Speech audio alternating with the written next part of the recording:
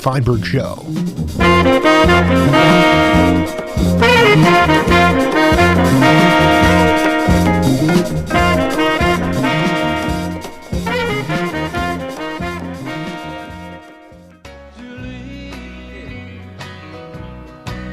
I'm making plans to forget you. I'm making plans to miss you. I'm getting ready to leave. I'm making plans to be lonesome, 'cause you're making plans to leave.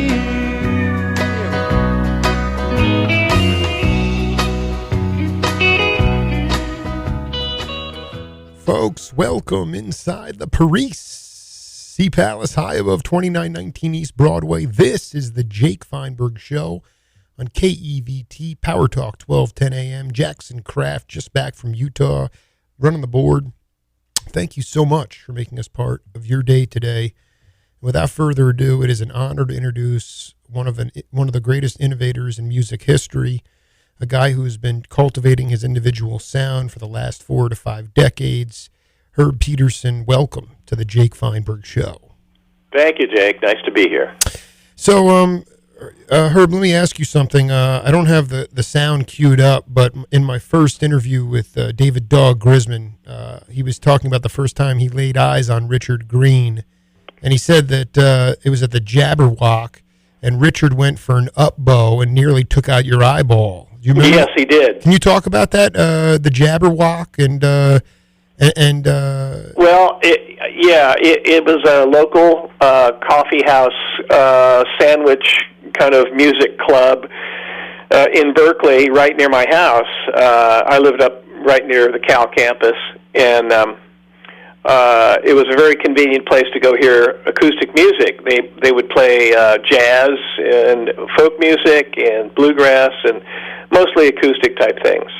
And we had my first band, the Pine Valley Boys. We had done a show there, and Richard Green was our fiddle player at the time. And we were just finishing some tune. I can't remember what. Maybe it was Orange Blossom Special or something. And he came up with an upstroke, and I was standing a little too close to him, and he hit the bridge of my nose, right by the, inner side of the eye socket. And had it been, an inch closer, I would have been blind. Oh, I'm just so happy. I didn't even know he made physical contact with you. Oh, yeah. Oh, absolutely. Oh, my gosh. Yeah, because back then, those places that we would play, they had little tiny stages and usually one mic. And so you kind of crowd around and move in and out as you were doing your solos or, doing backup or singing or whatever. So, well, that was just really classic stuff when I heard that. But, I was thinking this morning, I was digging around in the Goodwill, and there were some tattered records covered in mold. And, of course, I pull out one record, and it's Oscar Peterson and Joe Pass in a duo on Pablo. And I said, that's what I'm going to open up with Herb, is that could you talk to the audience about some of the jazzers, and it may not even be guitar players, but did you get a chance to see cats like Pass, and were you influenced by which jazzers were you influenced by? Well, growing up in Berkeley, there was a real cross-section of music at the time. This is like the late 50s, early 60s. And we were, my buddy Butch Waller and myself, we were in high school at the time, just about almost out of high school. We graduated in 62. So we could go over to San Francisco and kind of sneak into places like the Black Hawk, which would have people like Cal Jader and Mose Allison and folks like that. So I was influenced by, just all kinds of different music at the time.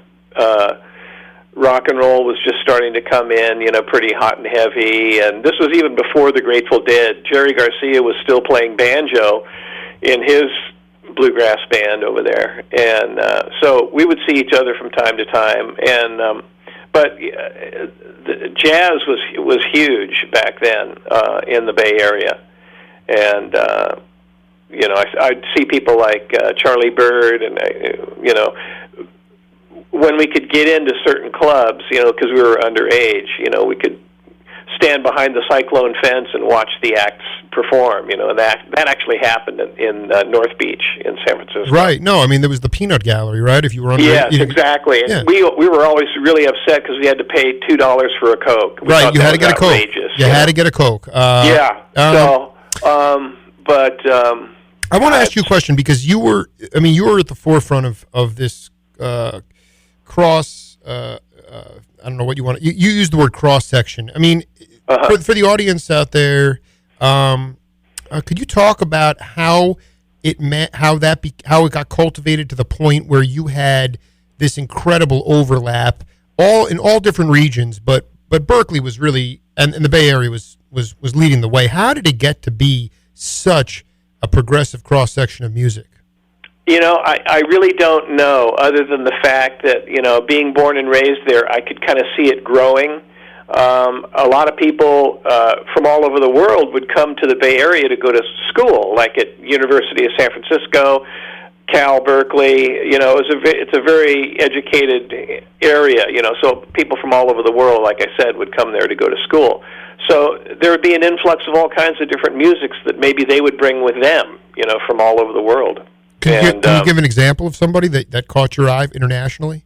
Well, let's see. I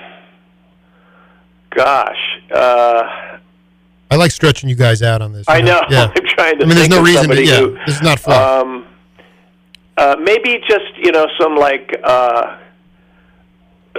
Brazil '65 kind of stuff. From South America would be featured in some little place like the Berkeley Community Theater or someplace like that. But yeah, they were always on the hunt for good music, all of the club owners. And there was a thing every year, the Cal Berkeley Folk Festival, that Barry Olivier, who was a local music shop owner and music historian, really. I mean, he knew a lot about folk music. He was older than us, and we would go to his little shop, and we'd hear who was coming into town, and, you boys don't miss this, because this is going to be really important one day, and it would be Lester Flatt and Earl Scruggs, or Bill Monroe and the Bluegrass Boys, or, whoever, it didn't matter. But they always had their thumb on the pulse as far as music coming in and out of town. And I'm not only Berkeley, but San Francisco as well, because, it was just a hop, skip, and a jump over the bridge, and, you're in North Beach, and you see all these jazz greats from all over, coming into town. Yeah, it was actually the height of Brubeck as well. At that. Brubeck, yeah, exactly. And I knew his son Darius. We did a session together, 1970, I think, or 71 here in L.A., and I talked to him a little bit about his dad, and very interesting guy. Well, let's break that down. Talk about that. How did that session come about? Actually, it was a fiddle player named Byron Berline who lived here. He's originally from Oklahoma. Oh, yeah, I know. I love that cat. I love it. Yeah. And Byron and I would we had a group called the Country Gazette, the original Country Gazette, and so he got a call to do this just kind of like off the cuff, let's see what happens when we put bluegrass players and jazz musicians together and see what happens. And so we went into, I think, United Western Studio here in Hollywood and cut some tracks. And I can't remember a thing about it, but I remember really enjoying the fact that there was a lot of interplay between the players. Right. I mean, that's phenomenal. Would you remember the other jazzers that were there, or was it just Darius? No, it was Darius, and I think Jimmy Bond was playing bass. Oh, my God. Yeah, former Crusader right there. Yeah, and, oh, gosh. Let me think of his name. He wrote Killer Joe. Benny Golson. Golson. I think he was there, too. It's so funny you brought that up, because I just interviewed the last week Dennis Budemer. And he was talking about Benny Golson coming over, because Dennis just put out his latest CD, which he considers his this is like his legacy CD, and Golson was in his living room crying, listening to it. So, oh, great. Yeah. Benny was a great guy. Great guy. No, Herb, I really want you to talk about your philosophy as it relates to. I mean, I've interviewed so many cats. A few cats. Bill Keith, rest in peace. Peter Rowan. Now Grisman never played with Bill Monroe, but I want you to talk about your philosophy as it relates to imperfection and burning, just burning on the bandstand, possibly flubbing a note, realizing that is actually the gateway to true creative improvisation. I'd like to know how you come down on that, because the cats from your generation just really got off on the fact that Bill Monroe was a burning player. Yeah, you got to remember something, too. As a banjo player, I was more akin to Flatt and Scruggs, because Flatt and Scruggs' band was more banjo-oriented, where Bill Monroe's band was more fiddle-oriented. If you listen to his music carefully, a lot of the tunes that he does are, heavily three-part fiddles, and, a lot of the instrumentals are very fiddle-oriented. They sound like old-time fiddle tunes. Where Flatt and Scruggs were more... they had a little more grease than Bill, as far as I'm concerned. They had a lot of swing to what they did, and I learned so much in my short tenure with the Foggy Mountain Boys when Earl was in the hospital. I took his place for a while, and I just learned so much about band interplay, and I'm sure you heard the same thing from Bill Keith, about working with Bill Monroe when he was known as Brad. Yeah, no, I'm and then there's another Bill. There's another Keith walking around. I'm not sure if he's still around either, but he played the same instrument as Ben Keith. But I was.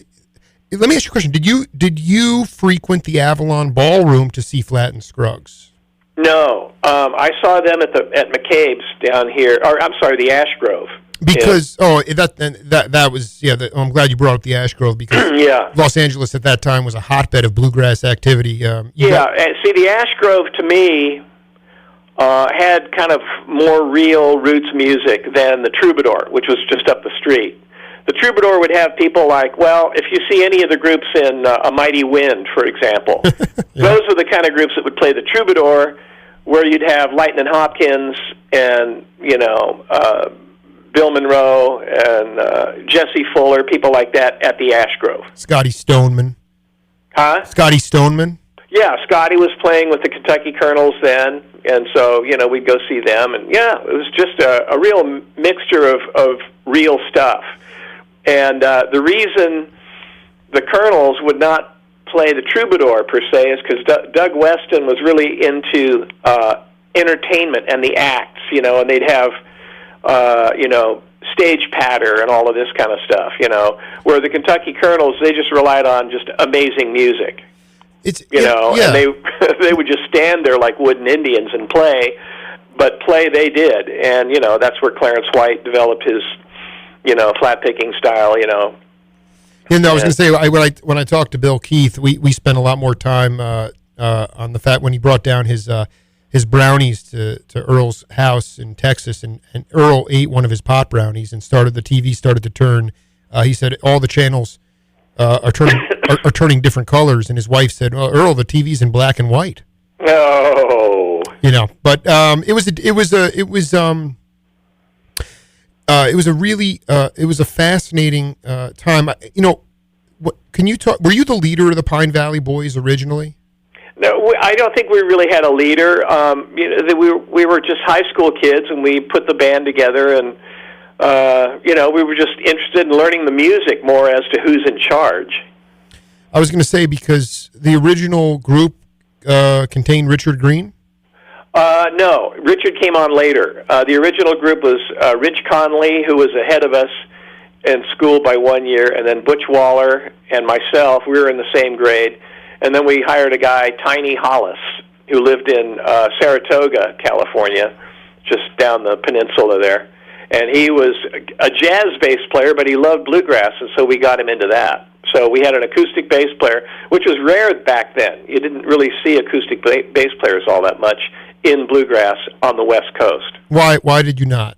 I don't know. I don't know why exactly. Because everybody wanted to play either the banjo or the fiddle, or the mandolin, or the guitar. Interesting. And what could you talk? I mean, as best you remember, what did that bottom end do to West Coast bluegrass music? Oh my gosh, it was the foundation. You know, that and a good rhythm guitar player. If they're locked in, boy, it swings. You know? That is the truth, man. You got a good. Yeah, You get a good. it's amazing. And when I was working with Lester Flatt for a while, you know, the first time I worked with him was at the Opry at the Ryman. And I was just a 22-year-old kid, and I can remember kicking off some tune, and it was just like they were so tight, you just couldn't make a mistake. Yeah, no, I mean, but going back to that before, I mean, do you believe there is some? I mean, you don't want to be sloppy, but what about the is there some validity in the idea that don't try to be too perfect? I mean, you can go see an act, and they play the same songs, and you go see them again, and it's the same set. And it's the exact same thing, and that's kind of neat, but it gets boring after a while. Yeah, well, you can kind of say that about the Eagles. Right. You know, they're a very precise group, but they write such amazing songs, you don't really care. But you're going to hear those guitar licks, you know. And Don Henley is a friend of mine, and we talked one time about when he was hiring somebody to replace Felder, I think, and he said the guy came in and he knew the tunes, and he would play the licks, and Don says, okay, well, you know, you've got the gig if you want it, and he said, okay. So after a couple of weeks, after I kind of work out the licks and everything, I can kind of go out on my own as far as solos, and Don went, nope. Just like the record, because really, that's what people pay to come and see. I know that, but I mean, that's to me. I'm going to push back. I mean, I was born in 1978. Okay, I don't need any. To me, it's like you guys came out of a school, and you can step in at any point. But it was the idea that the song has a basic structure, but ultimately, once you start improvising within those songs, the song is different every time. Yeah. Okay, I want you to talk about. Okay, so Henley's, that's the Eagles, they've been, working their brand, just like the Steve Miller Band or anybody else out there. They've been playing the same stuff for that, and that's fine, and they don't want anybody to go off. Right. But can you personalize this? I just am obsessed with this idea of where you're playing the tunes, and they're the same tunes, but they're different every night, because once you get in there, that spontaneity and that improvisation takes over. I want Herb Pederson to break that down. Yeah, that's true. It really depends. As a player, it really depends on how you feel the night of the show. You might have just heard, long distance that your dog died or something like that, and you're feeling really down. You may play your solos totally different than you would normally. Right. So, yeah, there's a lot to be said for improvisation. And, these days, with the exception of a few young guys that I know and girls that are out there playing acoustic music, there's very little improvisation going on. It's all pretty, cookie cutter kind of stuff. Okay, and that's what I want to talk about. Now, I'm not going to ask you the why, because you're going to say I don't know. Okay, maybe you do know why it's all cookie cutter, but those cats, the Jazzers, Lee Morgan, Miles Davis, I can go on and on and on. I'm not saying that they were being rude, but their mentality was, okay, the audience is here. We're going to play what we feel, and you can decide whether you like it or not. I don't even think Miles was that kind. Right, to the audience. I don't think he gave a shit what they liked or didn't like. He played for himself and for his players. Right. So tell me. He'd spend half the time with his back to the audience, and he'd hold up. I mean, even his accompanist, it would be like he'd hold up a sign, Gary Bartz. Like he wouldn't even introduce them. But I guess the idea is, in your mind, how did we go from this idea of individualism, like you're gonna dig what we play, and if you don't, okay, so be it, to just play it safe. These people are paying a lot of money, and we have to please them. I mean, to me, it's like that is why there has been a huge stagnation in the language of almost all genres of music. Okay, well, that's your opinion, and that's right. You're certainly entitled to it, and you're around it enough to know. But again, I'm out there still, thank God. Yes. Knock on wood. Yeah, knock on wood, baby. And I'm seeing, groups coming up before us or after us or whatever. And of Chris Hillman, my partner, who we do a duet now. It's guitar and mandolin, and we go out acoustically. And it's one of the groups that I'm in. And, we'll talk about, gee, these kids are really good and they're very spontaneous, but that doesn't happen that often. Excuse me. Again, most of the time, yeah, go ahead. Most of the time the kids are kind of still learning the genre, and you can kind of tell because they're so young. And it just seasoning is everything. Well, so we're really cooking here with Herb Pederson, but you tell me about your education growing up. All right, I can't say I know that jazz is taught in academia now, and that's one reason because of the stifling of the language of jazz. As far as I'm concerned, you can't really develop your own individual sound in a classroom as opposed to being on the bandstand 6 or 7 nights a week. So you and Hillman know that your education came from burning on the bandstand. Yeah. So you already answered your question in my mind. The kids have technical chops, but they don't have the feel. And I wanted you to talk about your education and how kids can be resourceful nowadays if they just want to burn. That's, because you and Garcia, Eric Thompson, whoever else was out there, you guys didn't need to worry about, you could play live. There were clubs, coffee houses everywhere. I mean, you could just gig, you could just play and maybe even get a little money in your pocket. Nowadays, it's like, you got to pay to play unless you're like a big name like Tower of Power or the Eagles. So I feel bad for the kids today because there's so much competition out there. Then that's the problem. We have a supply and demand issue and less. When Chris and I came up, he in San Diego and me up in Berkeley, we surfaced right around the same time, the summer of '63. And we met each other at the Troubadour on Hoot Night, which was an open mic kind of thing that they had every Monday. And lucky for us, we had worked with guys who were really from that area of the Southern Appalachian, bluegrass guys. Where Chris worked with Vern and Rex Gosden, I worked with two guys from Arkansas named Vern Williams and Ray Park, Vern and Ray. And so they were the real deal. So we learned a lot about minimalization and, where to put the beat, how often, dynamics, all of that kind of stuff, just by sitting there and backing them up and listening to them sing. I learned so much about harmony, stacks, and all of that kind of stuff from those guys, as did Chris. So could you give an example of a time when you got enlightened by Vern and Ray?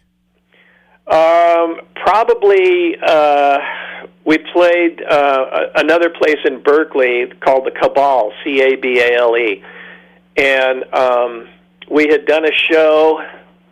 Let's see. I'm looking at a CD right now that somebody sent me. Right. I'm sorry. It's from Frank Ford, who is a guy at Griffin Music in Palo Alto. He's a guitar luthier, repairman, wonderful guy. He has a tape of us live from the Questing Beast in Berkeley. Oh, wow. 1966. Oh, so it's Ray on guitar and fiddle, Vern on mandolin, me on banjo, and Rick Shub of Shub Capos came in and played second banjo on a couple of tunes with us. And so it was experimental. I would know the groundwork for the tunes. I always had an ear for harmony parts, so I could jump on high baritone or whatever they needed at the time. So it was just a wonderful, as Chris calls it, bluegrass college. And you can't do it other than just go out there and be lucky enough to find people like that and work with them. Well, let's take a breather from. We've been going full court press here with Herb Pederson. Let's listen to this tune here, and then we'll come back and break it down. Okay? Okay. These are the guys that started it all for us in Northern California, and they've kept it going for years in various levels. Putting Peter Grant down here, and this is where where it all began from 1963 at St. Mary's High School. Was that it? Yeah, we all went to St. Mary's. Still looks like it. Was it a parochial school? Oh my goodness. The uniforms were great. That's what I like. Yeah. Where it all began and where they kept it going. Here we go, boys. Pine Valley boys.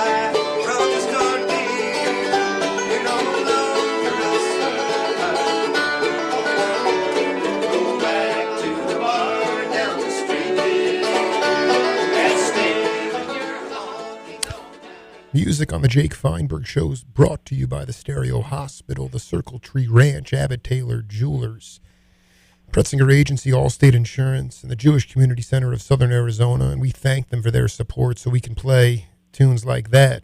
All right, Mr. Pederson, what do you got for us, brother? Wow, I was trying to remember where that was. It was, I think it was a Pine Valley Boy reunion. You nailed it.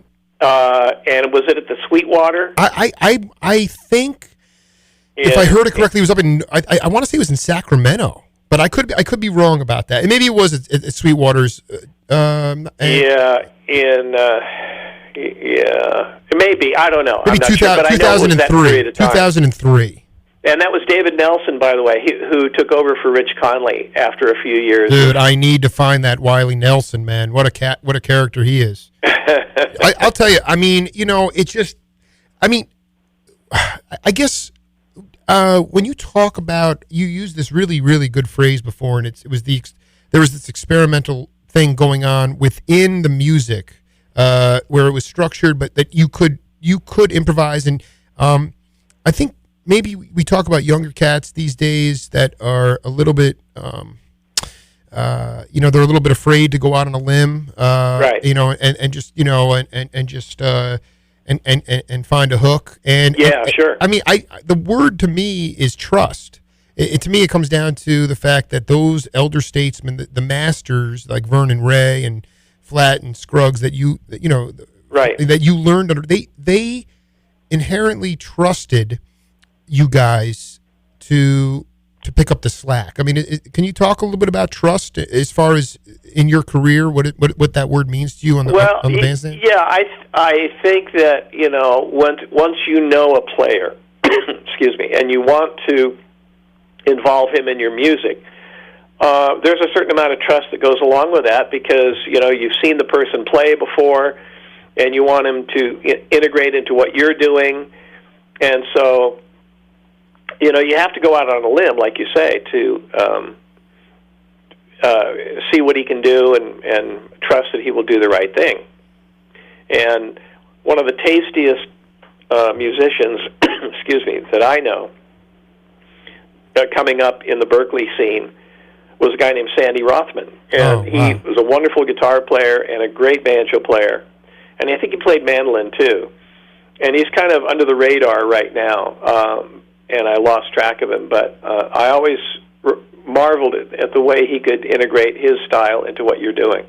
Yeah, no, he wrote that tune, Mississippi Moon. That dude was. I mean, I think I might be able to get a hold of him because he did it. I have an interview with him that was done about 10 years ago. Just a soft-spoken character. Oh yeah, very much so. Beautiful cat. For the record, Herb Pederson was a banjo innovator in the Berkeley, Northern California scene. But when did you hear about Albert Grossman and Neil Lomax almost coming to blows over Dylan plugging in at Newport?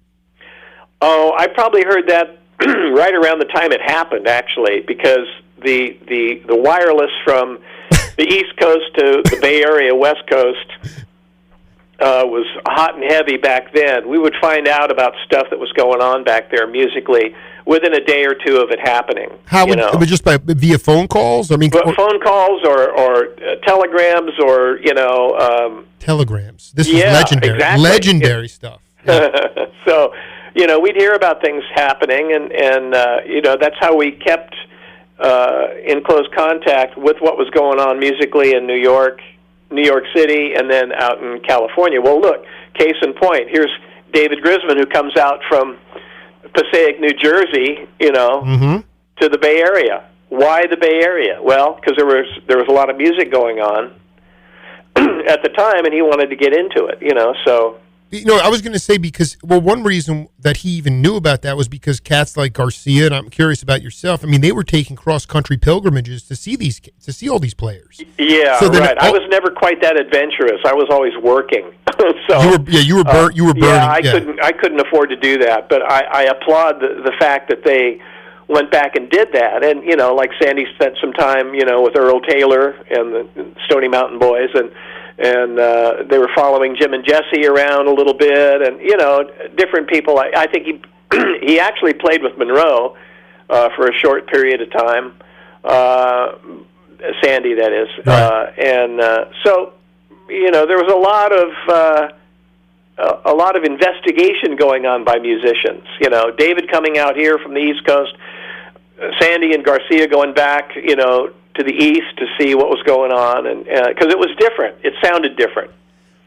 We didn't really hear really solid traditional bluegrass until we got with Vernon Ray and with the Gosden brothers and like that, because your inputs were different. You would hear. See, I was such a sucker for harmony singing, I mean, I loved the Beach Boys, Sure. They were very popular at the time, and I loved their records. I thought Brian was a genius as far as what he would come up with instrumentally and vocally, and find out that he was a huge fan of the high-lows, and right. jazz singers, so there was a lot going on out here. There was a lot going on back east, but not quite as diversified as it was out here. Part of me just wanted to believe. My eyes flew open this morning. My kids were running around, and I just said, boy, I really want to believe that Herb Pederson was playing in a black jazz club somewhere. Did you ever play a stone jazz gig? No. Never. Okay, so... I was folk music first, and then bluegrass to country, and then, the Desert Rose Band, and doing a lot of sessions down here. So, no, I was never really, a jazz guy. But I appreciated the music, but, it was just not my... no, I dig. I totally dig. I wanted to get that out of the way. Can you talk about the reason I brought up the Grossman Lomax thing, I wanted to know the first time where you found yourself incorporating a trap set in your band. Oh, that was in the Dillards. And I had just left Nashville to come back to California. I got the job offer to replace Doug Dillard in the Dillards. So Vernon Ray and I were going to play the Ash Grove. So I flew out a couple of days early and met with Rodney Dillard and the band, and they were in the process of getting ready to go in and record Wheat Straw Suite, which was the first album I was on with them. Sure. And so, we played a bunch of the tunes, and Rodney said, well, I'd really like to incorporate drums on some of this stuff, and so I said, well, if you're going to do that, then, maybe we should look at, hiring a guy to play drums. And so I had a friend up in the Bay Area, Paul York, he was a jazz drummer, and he was totally into it. And he came down to L.A., and wow. That's how we first got, drums involved with semi-bluegrass type folk stuff that we were writing. What was so before, can you talk about how that felt on the band, incorporating the trap set in? Because a lot of the jazzers I talked to, even guys like Billy Cobham started with Horace Silver, okay? Uh-huh. And then all of a sudden, you get into what they call fusion music, and pretty soon after that, the drums started to sound like machine guns. I mean, it was bashing all over the place. Right. But that's not how the trap set was introduced into traditional roots folk bluegrass music. And how did you get comfortable with the trap set? Well, Paul was a tasty player, and he never wanted to get in the way of anything, so there were very few fills, if any at all. He was the timekeeper, along with Mitch on the bass. And so, he would just follow what we wanted him to do. And he took great direction, and there was never really any problem as far as him overplaying. And then on the road, did you guys, do you remember the first time in a touring setting that you had a trap set? Yeah, we played. Let's see, we were in Fort Worth, Texas, and coincidentally, I think that was the night that Don Henley and his high school buddies came to see us play. They ditched school in Linden, Texas, and drove into Fort Worth to see us because they were big fans of the band. And so that was the first night I think we used Paul on drums. On the road, that is. Right. Locally, we were playing places like the Ice House in Pasadena and the Troubadour, and we would, so that was just hometown stuff. But our first road trip, I think that was the night that Don and the guys from Shiloh came to see us play.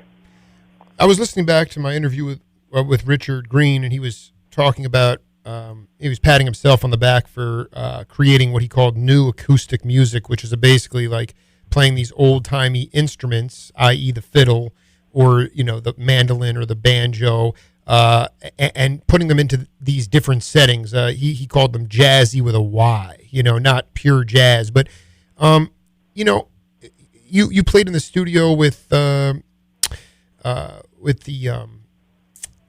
can't now the name is escaping me now, but can you talk, because you are inherently you like to stay to the roots, but did you find yourself taking the old time traditional bluegrass instruments and putting them into, the Dillards could be like that, more psych folk, what they would call, or different genres. Did you find yourself putting your instrument into those settings? Yeah, because I did a lot of movie dates out here, and I played on a lot of TV shows like the Rockford Files and all that, where you have orchestras who are playing written music, and then you have your chord chart, and you have to, fit into what, is written. And so it was a real learning experience, and that I defer to Mike Post, who was an old friend of mine who got me into that, because Mike and I met each other that summer of '63 here at the Troubadour. He had a group called the Wellenbrook Singers, wow. And they were like a Mighty Wind kind of group, okay, 2 guys and 2 girls.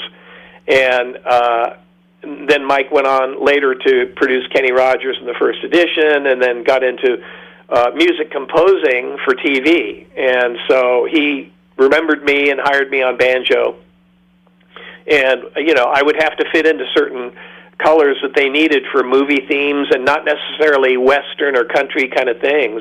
And so sometimes I'd have to play incredibly slow, or I'd put clothespins on the bridge of my banjo so it sounded more like a dobro, and play, pretty kind of stuff.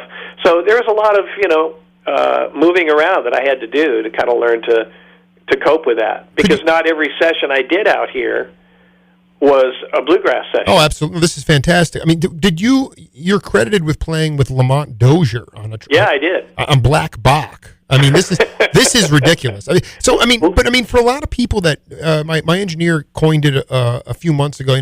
We're really, what's in vogue now in our society is this compartmentalization of everything, which is really, to me, it's a disservice. But the idea, can you talk to younger cats who just look at the banjo and say, "Oh, that's a bluegrass instrument"? How can you talk about a specific example how you took that instrument that you remember, where you at a specific session where you had to take it into R&B or funk or soul? How do you do that? Because you can do it. It really depends on the meter of the tune. A lot of times, when Lamont called me up to play on Diana Ross's record, it was just him and me and the engineer in the studio, and he just said, "Play what you feel." I hadn't heard the tune or the track or anything, and so he played it for me, and I went, "Oh, okay." So I was kind of sitting around on the couch in the control room playing stuff, and he says, "Yeah, I like that. No, I don't like that. Yeah, I like that." And it was one of those things where because he was the producer, and we figured out what worked best, and that's what you do as a session player. You have to adapt, and sometimes it's hard, sometimes it's really hard. The hardest stuff I ever played was cartoon music for Disney. Oh, I love it. I mean, why was it so difficult? Because you have to read, and I'm not a reader. I read chord charts, but I don't read single note stuff. So it was you're in under the gun, with that stuff, because it's so complicated, You talk about the first time that you were you and Garcia getting together for banjo jams? No, he had a band, I had a band, I was in a band. Pine Valley Boys were kind of on the Berkeley side of the bay.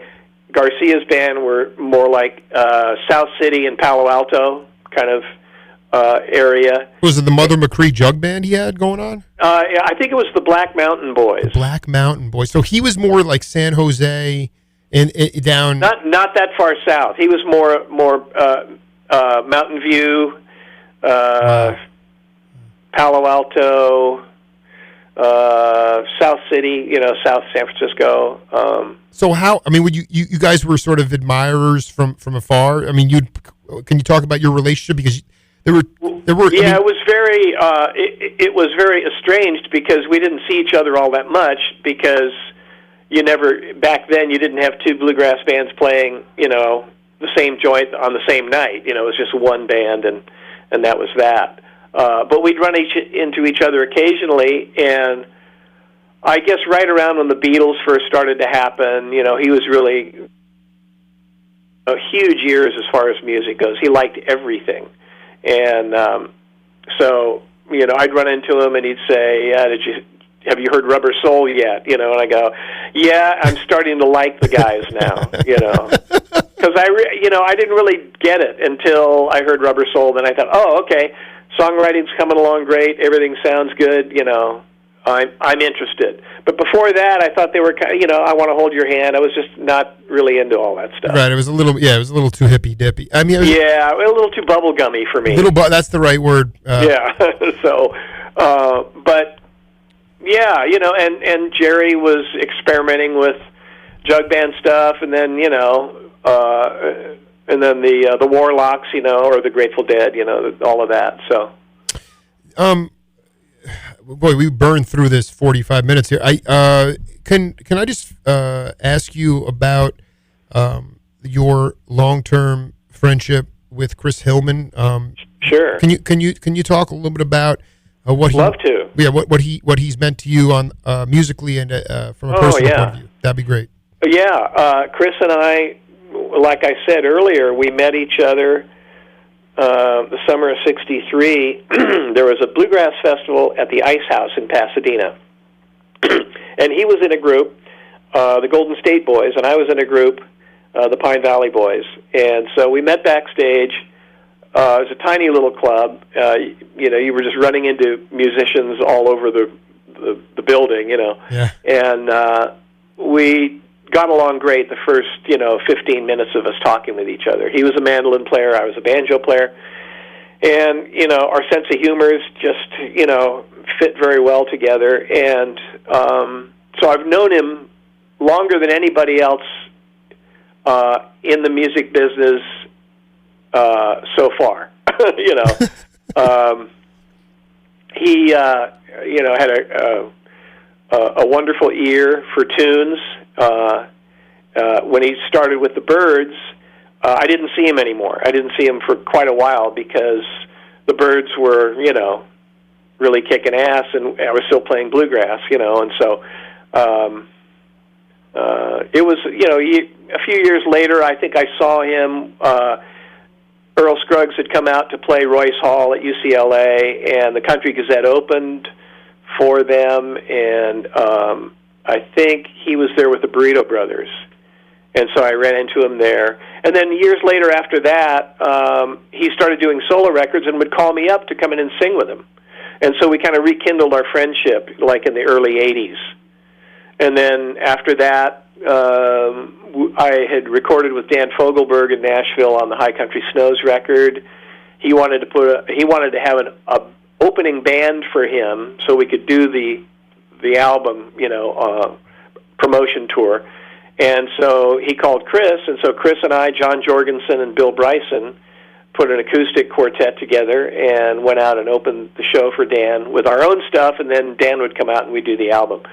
Wow. And so that was the precursor for the Desert Rose Band. Sure. And so, then we had an 8-year run with Desert Rose, had some hits, and, people liked what we did, and played places like, the Crystal Palace in Bakersfield, Buck Owens Club, and they loved us up there. And,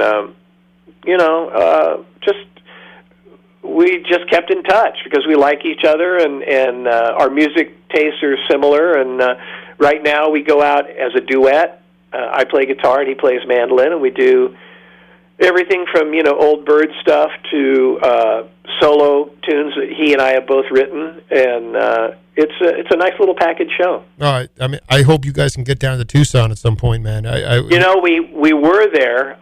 When? Last year. Oh, you got to be kidding me. Huh? How did I mean? Yeah, I'm in the bubble, man. I'm not. Yeah. And we were there. It was just in and out. We played at Performing Arts Center, and then came home. So it was kind of quick. Well, we have a lot more to get to, including probably could spend a full hour talking about Lee Sklar, but oh God. But Herb, I just thank you for bringing positive energy to the show, and I appreciate you. I'll get this copy of this out to you, but I look forward to doing part 2 with you in the near future. Great. Thanks, Jake. All right, brother. All right. Take care. Cheers. Bye now. We'll be right back on the Jake Feinberg Show.